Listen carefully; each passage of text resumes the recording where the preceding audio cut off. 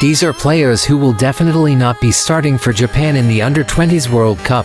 First off, we have Zantetsu. As much as I enjoy his character, I just don't see a place for him in this lineup. I get it, he's top 3 in speed, but that's pretty much all he has. He doesn't excel in any other regard. I don't see why he would start over the likes of Corona, Chikiri and Yukimiya. Sendu also falls into this category. In terms of ability as a player, he is very mid compared to the others. The only situation I see him starting would be in a Baro-centered formation.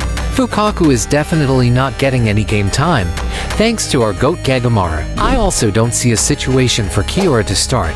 He'll probably play in the finals, being the borderline.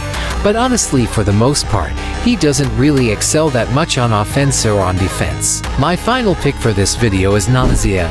I love his character, but honestly, apart from being a support for Rin, which again, is highly unlikely, I don't see him getting a spit on this team.